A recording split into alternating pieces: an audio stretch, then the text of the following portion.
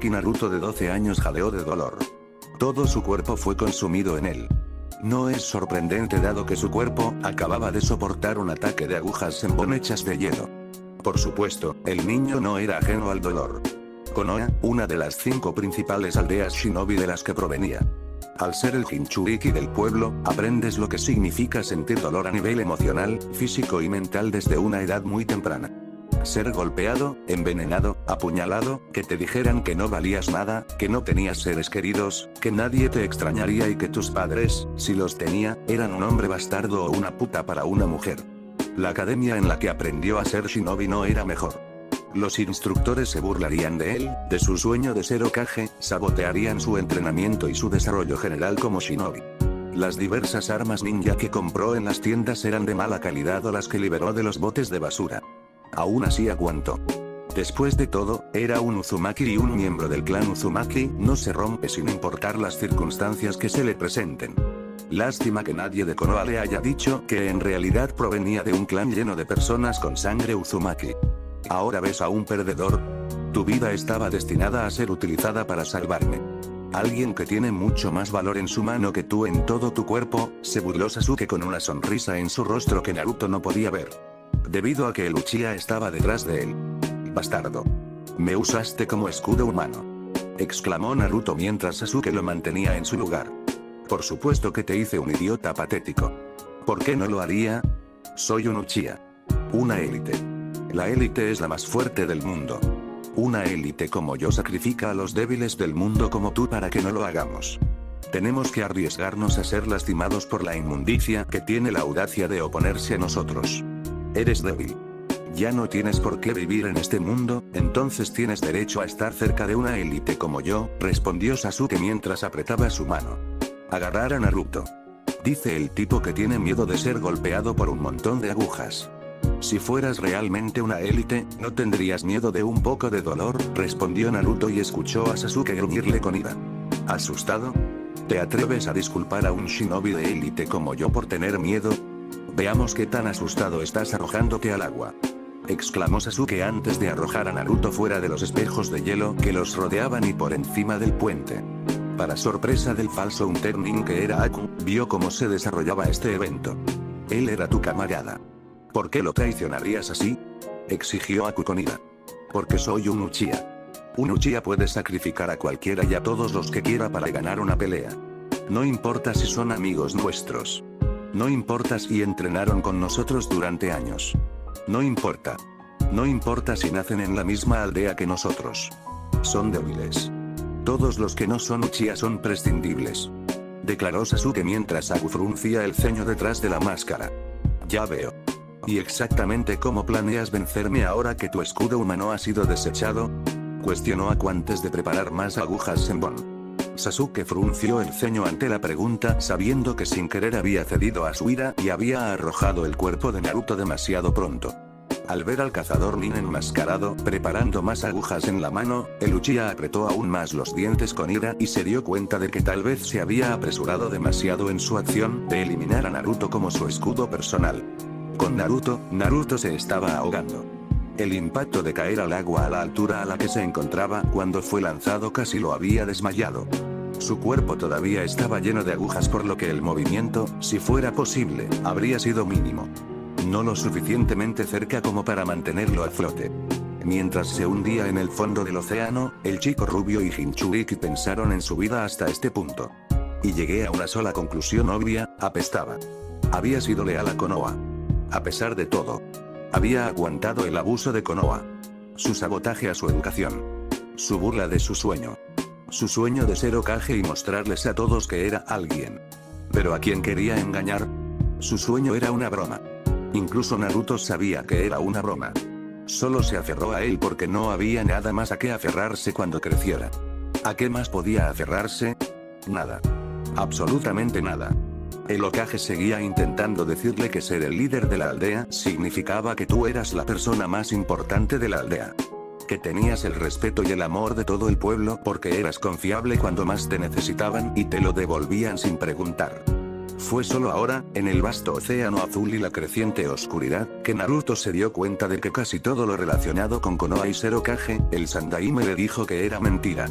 Sin duda, un medio para evitar que el Jinchuriki de la aldea haga algo estúpido o imprudente, como huir de Konoha debido al abuso que se le ha desatado. ¿Es esto realmente así? ¿Voy a morir así? No salvar a aquellos que me importan, sino ahogarme en el agua a manos de un imbécil traidor al que llamé compañero de equipo. ¡No! Quiero vivir. Quiero pelear. Quiero venganza. Pensó Naruto enojado mientras encontraba que la oscuridad se hacía más fuerte. Solo para que su cuerpo quedara cubierto de chakra carmesí y finalmente se desmayó a los pocos segundos de que esto sucediera. Konoha, 4 años después, una figura solitaria caminó por el camino hacia las puertas de Konoha. Sus sandalias de madera hacían sonidos de clic-clac mientras caminaba. Su ropa era pantalón negro, camisa, una gabardina carmesí con una gran espiral negra en la espalda y un gran sombrero de paja que un monje usaría en la cabeza. Su rostro estaba cubierto por una tela negra, su ojo cubierto por sombras igualmente oscuras, pero estaba claro que los ojos estaban lejos de ser normales, y el tenue brillo rojo detrás de ellos era una clara señal de que este hombre no era normal. Atada a su cintura había una impresionante katana. Estaba protegido por una funda negra con forro carmesí con el símbolo de Uzu en la parte superior, donde descansaba el pulgar de la figura y casi acariciaba el símbolo mismo. En cuanto a por qué esta figura se dirigía a Konoha, tenía una boda que arruinar. Alto. Expresa tu negocio. Ordenó un Anbu sin emociones que hacía guardia en la puerta. ¿Hoy es el día de la boda entre Uchiha Sasuke y Hyuga Hinata? Preguntó la figura en un tono tranquilo pero ilegible. Lo es. ¿Por qué? Cuestionó el segundo Anbu mientras su mano se flexionaba ligeramente para prepararla para alcanzar su espada. Oh, bien. Casi temí que fuera demasiado tarde para asistir. Supongo que todos están allí ahora mismo. Por eso no veo a nadie caminando por las calles detrás de ti, respondió la figura con un toque de alegría en su voz, aunque ¿por qué? Se desconocía el propósito. Es solo por invitación. Solo el Hokage puede dar tales cosas a las personas más importantes. Preséntanos tu invitación y podrás pasar, ordenó el primer Anbu. Ah, sí. Mi invitación. Por supuesto. Tonto de mí. Aquí está mi invitación, respondió la figura en voz baja mientras buscaba su invitación en el bolsillo de su camisa. 2 segundos después, ambos Anbu cayeron muertos debido a que un solo kunai se incrustó en sus sienes. Tan pronto como eso sucedió, otro par de Anbu que llevaban y además con el símbolo de la espiral se abalanzaron y quitaron los cadáveres de la vista. La figura sacó la mano del bolsillo y continuó caminando como si lo que acababa de ocurrir hace apenas unos momentos no hubiera sucedido. Mientras tanto, un ejército de sombras se movió hacia Konoha, eliminando a los diversos shinobi que custodiaban y escondiéndose en las sombras para proteger ciertas partes de la aldea. La sonrisa escondida detrás de la tela en el rostro de este hombre misterioso era lo único que demostraba que todo iba según lo planeado hasta el momento con su entrada a la aldea. Mientras la figura caminaba hacia el lugar donde se celebraría la boda, miró alrededor de Konoha para ver las calles claramente vacías. No es sorprendente ya que básicamente todos los habitantes del pueblo asistían a la boda. Todos los que eran de fuera de Konoha también estaban aquí. Desde los otros 4 Kages hasta los propios daimyos estaban aquí para ver esta aparentemente gran boda que Konoha estaba organizando para Uchiha de Biju Killer Sasuke. El joven prodigio de un shinobi de Konoha, que aparentemente acabó con la vida del todopoderoso Kyuubi. Algo que ni siquiera el Yondaime Hokage pudo hacer. Amaron al niño por eso después de su regreso de Nami. Se organizó una gran fiesta en honor de Sasuke, la ley que el Sandaime Hokage hizo para el niño que sostenía el Biju había sido derogada en 1 hora, y a nadie en Konoha parecía importarle cómo un joven genin y Jinchuriki inocentes murieron para hacer este milagro. Suceder. Ja. Si supieran la verdad de lo que realmente sucedió en Nami hace tantos años. La figura que caminaba hacia la boda recordó cómo habían ido las cosas desde que viajó por el mundo, entrenó y deambuló durante los últimos 4 años por los países elementales. Corregir errores. Revelando traición, engaño, verdad y mentiras hechas por aquellos en el mundo shinobi que no quieren que los secretos salgan a la luz. Durante el tiempo transcurrido desde su liberación, la figura había estado ocupada usando su poder para arreglar varias cosas que, si no se controlaban, habrían significado la perdición para el mundo, e incluso podrían provocar en su mente, el apocalipsis. Un pensamiento aterrador, sin duda, y uno que no tenía por qué suceder si podía evitarlo. No es que la raza humana no mereciera que ocurriera el fin del mundo, pero todavía había muchas personas en el mundo que tampoco merecían que ocurriera el fin del mundo. Especialmente debido a los imbéciles hambrientos de poder que actualmente intentan desequilibrar el universo para convertirse en rey en la cima de una montaña hecha de muchísimas personas muertas. Todos en esta aldea merecen ser eliminados. Nunca entenderé por qué salvaste a ese mentiroso desagradecido para un Sandaime Hokage cuando te enfrentaste a Orochimaru hace tantos años. Te puso en un gran riesgo personal al ser descubierto demasiado pronto. Dijo una voz que solo la figura podía oír dentro de su cabeza. ¿Sabes la razón, Kurama? A nadie se le permite hacer que los tontos de esta aldea se arrodillen en desesperación y sumisión por los pecados del pasado. Nadie excepto yo, eso es. Además, mis acciones durante la invasión aquí fueron mucho peores para el Sandaime de lo que Orochimaru alguna vez podría hacerlo, pensó la figura del demonio en su cabeza conocido como Kurama mientras sonreía ante el recuerdo. Habían pasado meses desde aquel fatídico día. Conociendo los planes de Orochimaru para Konoha durante los exámenes Chunin. Matar al Sandaime Hokage por el hecho de que el hombre conocido como el profesor había elegido a Namikaze Minato en lugar de su alumno favorito. Al principio, la figura decidió no hacer absolutamente nada y dejar que el Sannin se vengara. Dejemos que Konoha se queme hasta los cimientos a manos del antiguo alumno de Sandaime. Karma instantáneo en cierto modo debido a la inacción del anciano o su incapacidad para hacer lo correcto. Deje que una serpiente mate a la otra escondida en piel de mono. Sin embargo, eso cambió cuando la figura se dio cuenta de que si dejaba que la serpiente hiciera esto, arruinaría su propia venganza contra Konoha, y todavía había algunas personas inocentes en la aldea que merecían misericordia. Eso sí, una pequeña minoría de ellos, pero lo último que quería la figura era ser como el Sandaime Hokage en términos de dejar que los inocentes sufran para que los culpables paguen. Todos esos días de entrenamiento, planificación y preparación para el momento en el que podría obtener cierta venganza, aunque solo fuera un preludio del futuro que estaba por venir, condujeron al día en que Orochimaru atacó. Por supuesto, la figura tenía algunos aliados propios, y se propusieron desmantelar el plan de Sannin antes del día de la invasión. No fue difícil. La fuerza principal que atacó a Konoha fue, de hecho, Suna, quien había sido un aliado de la aldea en el pasado, pero ahora estaba en declive y sentía que este ataque mostraría el poder de su aldea para devolverla a la gloria de años pasados. El día del ataque, Suna no se encontraba entre los invasores, para sorpresa de Orochimaru y disgusto cuando sus Sannin fueron desmantelados. Su as en la manga que era Jinchuriki Sabaku no Gaara de Suna, quien se suponía que era inestable, no actuó como tal el día de la invasión, y de hecho estaba mucho más tranquilo de lo que había estado desde nunca. De hecho, el chico pelirrojo no solo había estado tranquilo durante su pelea con el héroe Uchiha Sasuke, sino que derrotó al mocoso durante la mayor parte de la pelea, y solo se le impidió matar al mocoso cuando Orochimaru hizo una señal para la invasión. Comenzar. Por supuesto, lo que nadie fuera del consejo shinobi de Suna, Gaara, Jounin Sensei y Baki de Gaara y los hermanos de Gaara como compañeros de equipo sabían es que la misteriosa figura se les había acercado en la oscuridad de la noche una semana antes de la invasión. Había proporcionado pruebas de que Orochimaru mató a su Kazekage y de cómo el sello de Gaara era de hecho defectuoso hasta el punto de que ni siquiera detendría a Shukaku por un año más si se lo dejaba solo como estaba ahora. No fue una sorpresa para ellos después de que la misteriosa figura explicara cómo el sello de Gaara nunca tuvo la intención de contener a un Biju en absoluto. Que el difunto Kazekage, en su apresurado intento de fortalecer a Suna, había decidido sellar a Shukaku en su hijo menor usando un sello modificado destinado al almacenamiento de objetos grandes, y sentía que Shukaku cumplía con los criterios basados en esa simple calificación. Lo que el Kazekage o el que aplicó el sello no se dieron cuenta realmente fue que Shukaku no era solo un gran objeto para ser sellado, sino una entidad viva que respiraba y que no permanecería en silencio si se le diera la oportunidad de ser escuchada. El sello usado en Gaara mantendría a Shukaku por un tiempo como era el diseño inicial, pero eso era con la condición de que Biju eligiera no moverse tanto. Que el Biju no intentaría moverse en su jaula para liberarse. El sello en sí también carecía de cualquier tipo de defensa contra Shukaku que influyera en Gaara en términos de posesión o que le dijera pensamientos de mala voluntad al niño. Si se hubieran implementado tales mecanismos de defensa, Gaara habría sido el Jinchuriki ideal con un estado mental sano que acompañara a su cuerpo.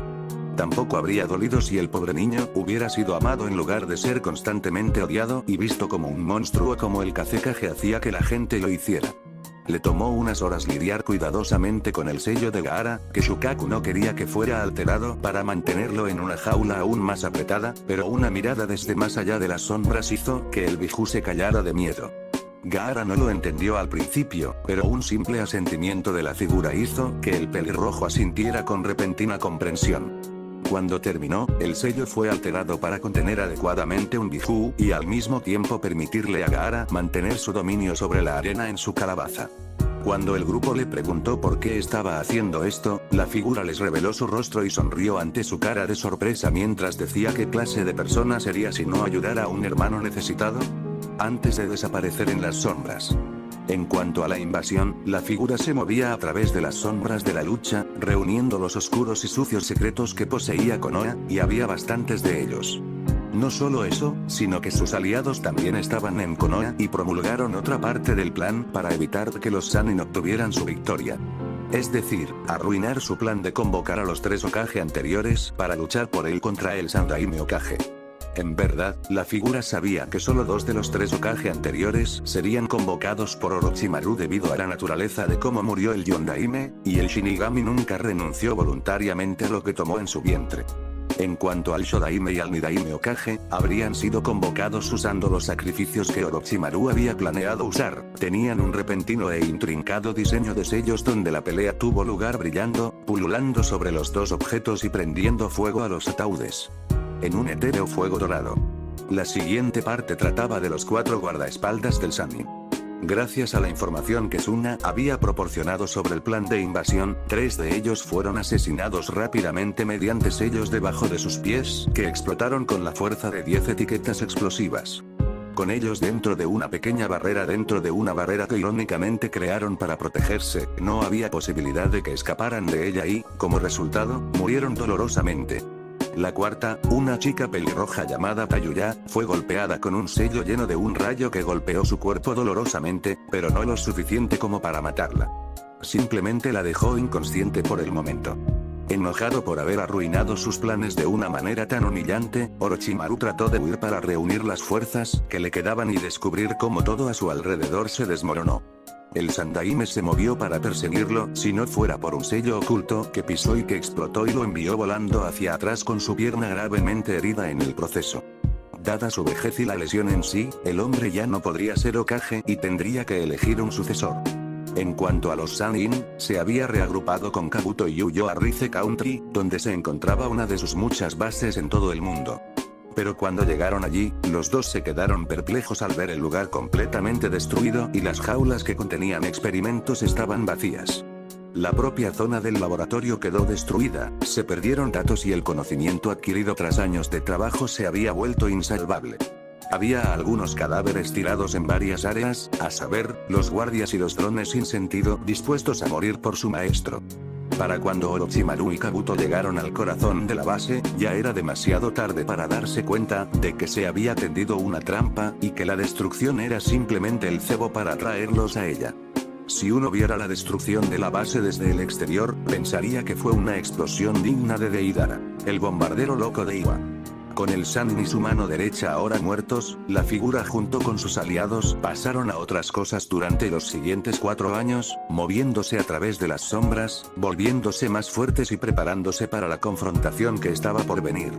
La noticia de la muerte de la serpiente pronto se difundiría a través de la red de espías de Jiraiya, que era algo que la figura quería que sucediera, y enviaría a Konoha, si no a todos los países elementales, a un estado de pánico incierto. Para hacer que todos los Kages, daimyos, incluso Missing Nin y casi cualquier otra persona en el mundo shinobi susurren entre sí sobre quién podría haber matado a Orochimaru. En cuanto a Konoha, muchos se preguntaban qué diablos estaba pasando, no solo con la invasión, sino con el cómo, el por qué y quién en torno a su fracaso. Orochimaru era un genio con un intelecto casi incomparable y cualquier plan creado generalmente resultaba perfecto hasta el último detalle. Entonces, ¿cómo fue que el plan del hombre le estalló, en algunos casos literalmente, en la cara, y provocó que se desmoronara en el momento desde el principio en que se dio la señal? Dejó a muchos de los altos mandos desconcertados, incluyendo el Sandaime Inara Shikaku. Solo pudieron concluir que una fuerza externa se había enterado del ataque y decidió intervenir para sabotearlo. Aunque porque esta fuerza externa no se reveló para recibir un merecido agradecimiento era otro misterio para ellos y puso nerviosas a algunas personas. Suna se mantuvo callado sobre el tema ya que sentían que revelar que eran parte del plan original solo empeoraría las cosas en términos de tensar la alianza que aún tenían. Además, tenían cosas mucho más grandes e importantes que hacer, como encontrar un Kazekage adecuado, aunque fuera temporal. No solo eso, sino que el Daimyo del viento fue repentinamente asesinado poco después, y uno nuevo tomó su lugar significando mostrarle al señor feudal que todavía eran dignos de financiación. Afortunadamente, parecía que el nuevo Wind Daimyo tenía más sentido común que su predecesor y estaba enviando más fondos a Suna para devolverle su antigua fuerza. Y Suna tampoco fue la única que pasó por cambios. Kiri había puesto fin a la guerra civil provocada por los Jinchuriki por un Mizukage. La rebelión que fue liderada contra él por Terumimei había ganado con la ayuda de Momochi Zabuza y Aku que regresaron. De hecho, se debió a la ayuda adicional de algunas figuras muy misteriosas pero poderosas que ayudaron a luchar contra el Mizukage. Incluso se aseguraron de que Yagura fuera derrotado antes de que pudiera usar el Biju dentro de él. Aunque como fue ese el caso era un misterio para muchos que vieron al Jinchuriki de las tres colas en un estado tan apagado. Zabuza, que apenas había escapado con Aku después del incidente de Nami, quería tomar la cabeza del hombre, pero el tercero que ayudaba a los rebeldes no se lo permitió. Cuando se les preguntó por qué, las figuras produjeron un libro, un diario escrito por el Mizukage durante su tiempo gobernando Kiri, mientras que una de las figuras enmascaradas simplemente les susurró léelo antes de que desaparecieran con Yagura a cuestas. Por supuesto, al leerlo, todos pronto descubrieron que el hombre con el que habían estado peleando, que también era un Jinchuriki, y además abusó de uno cuando era niño, había sido un títere de otro. Alguien con el ojo Sharingan, por lo que se supo en el diario del hombre, estaba controlando a Yagura. Decirle que odia a los usuarios del linaje, ser cruel con todos los que lo rodean y nada menos que ser un tirano. Cuando la influencia del ojo que poseía a Yagura estaba en su punto más débil, el hombre pudo escribir mensajes vagos y crípticos en ellos con la esperanza de que algún día se encontrara este diario y revelara que él no era el monstruo que los libros de historia sin duda retratarían. Sus acciones.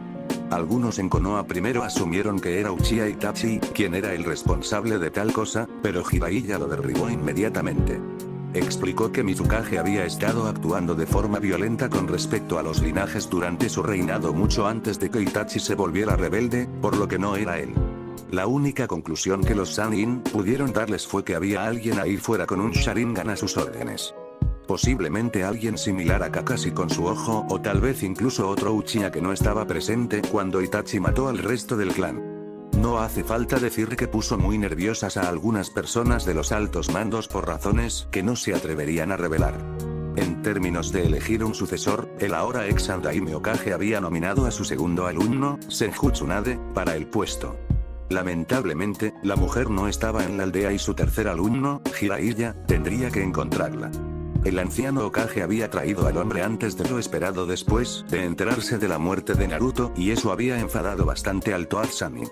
No por la pérdida de su ahijado per se, sino más bien por la pérdida del Jinchuriki de Konoha y el arma de su Asoria que debía entrenar en el futuro. No solo eso, sino que Jiraiya creía que se predijo que el niño sería el niño de la profecía y, por lo tanto, requería su atención cuando fuera el momento adecuado. Solo para que el mocoso Uchiha arruine las cosas. Jiraiya había estado enojado por ese hecho. Claro, sabía que Minato y Kushina le confiaron la tarea de cuidar al niño cuando creciera en caso de que les sucediera algo. Pero en el momento de la verdad de criar y cuidar adecuadamente a Naruto para asegurarse de que fuera realmente amado, Jiraiya esencialmente, se había ahogado. Sintió que era mejor dejar que su sensei se ocupara del mocoso y, cuando fuera el momento adecuado, aparecer ante él en su forma habitual. Luego, le daría a Naruto algunas piezas clave de información que prácticamente harían que el mocoso en sus manos se moldeara para convertirse en un shinobi. Al final, Jiraiya no solo entrenaría a un último estudiante, sino que el niño se convertiría en una leyenda famosa en el mundo shinobi de la que podría aprovecharse adecuadamente cuando se retirara, como Kushina nunca le dejaría hacer con Minato si tuviera la oportunidad.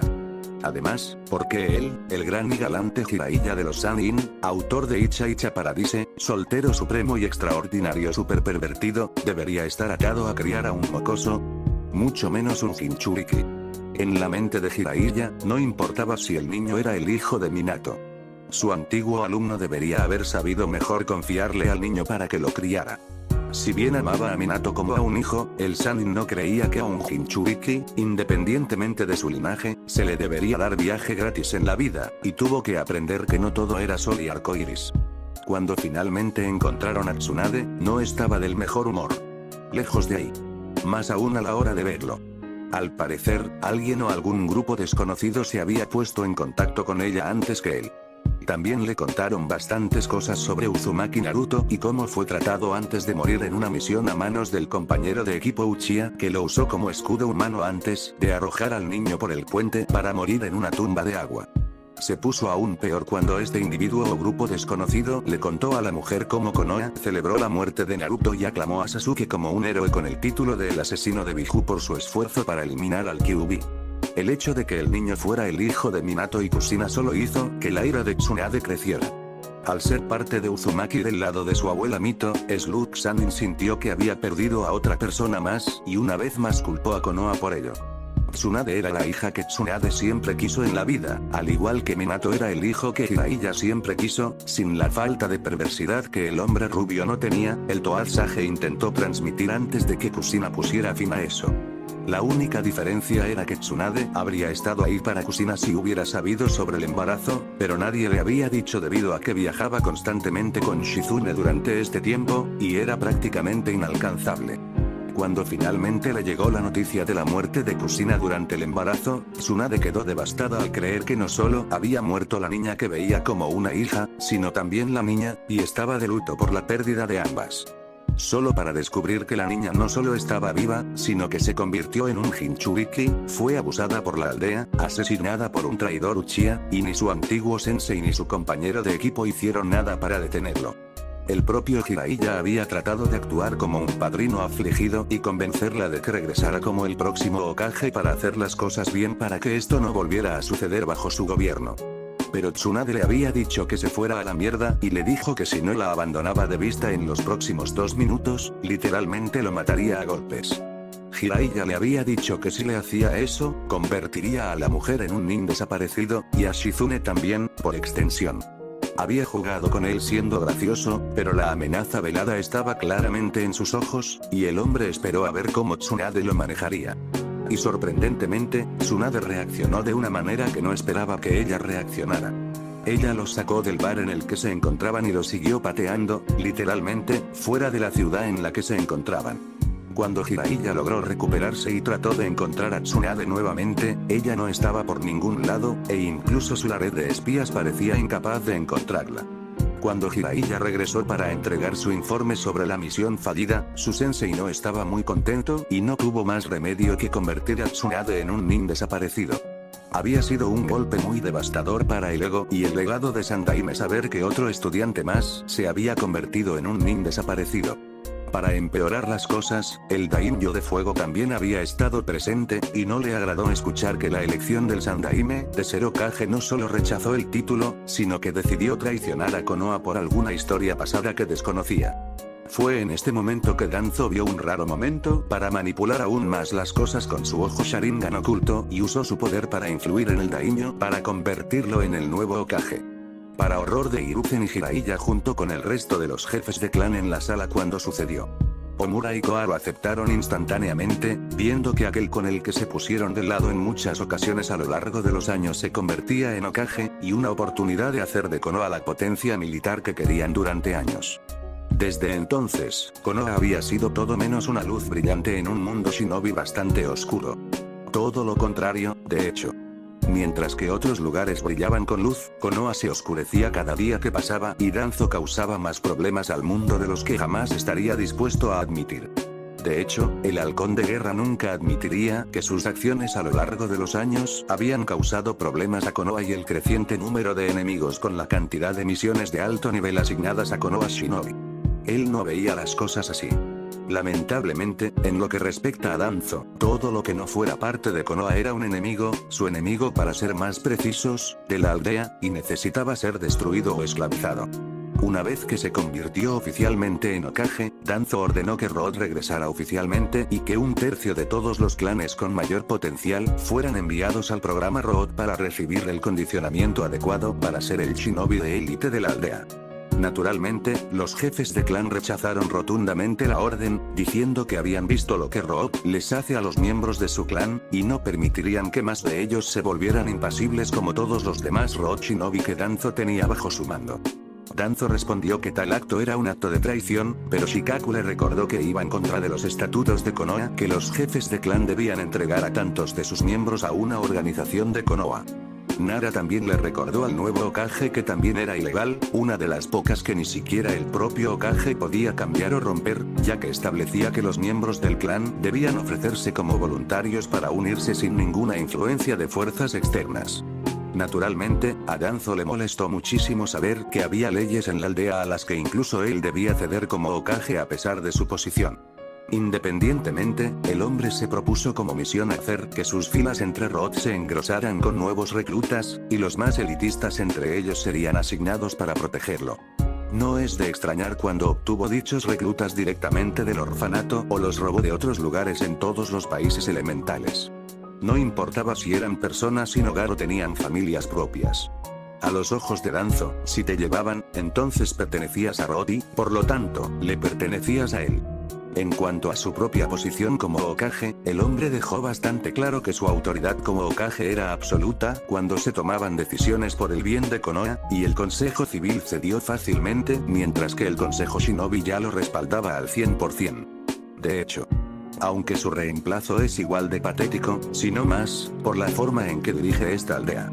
Hashirama debe estar revolcándose en su tumba, mientras que Madara sin duda se ríe de él por lo bajo que ha caído, comentó Kurama mientras la figura en la que vivía simplemente asintió levemente.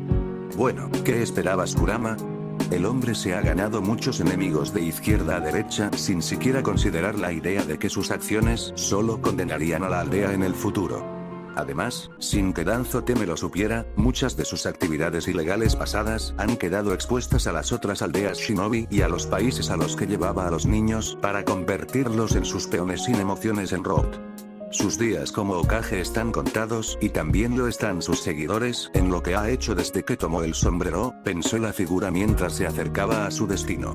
Todavía no puedo creer que Uchiha se vaya a casar con la chica Yuga, que estaba enamorada de ti. Me enferma la idea de que estén juntos, comentó Kurama mientras su nave gruñía enojado. Aún no es oficial, Kurama. De hecho, tengo la intención de hacer que esta farsa de boda pase del blanco al rojo sangre muy pronto, pensó la figura mientras Kurama soltaba una risita. Pensar que solo hicieron falta tus aliados y tu familia perdida hace mucho tiempo para que te dieras cuenta de lo mucho que esa chica se preocupaba por ti. Por supuesto, la forma en que le quitó los mocos a su primo cuando te insultó también fue algo para la historia. Libros, comentó Kurama con la figura suspirando con pesar por tantos días perdidos persiguiendo a la otra chica. Después de que Uzumaki Naruto fuera reportado muerto, había causado un cambio importante en las emociones de Yuga y Hinata. Primero, la noticia casi había destruido a la tímida chica. Se encerró en su habitación y no salió durante 2 semanas. La pobre niña se habría quedado en casa antes si no hubiera sido por su hermana, quien sin querer desató un incendio en Hinata y no tenía intención de salir pronto. ¿Cómo hizo Hanabi esto? Insultando la memoria de Naruto.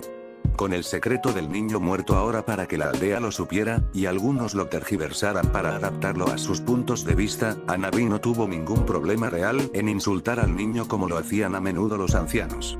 Además, ¿qué iba a hacer Hinata? ¿Qué le iba a hacer la siempre tímida y en última instancia cobarde hermana de Hanabi a su hermana menor a la que nunca ganó en los Spars? La respuesta: espetó Hinata.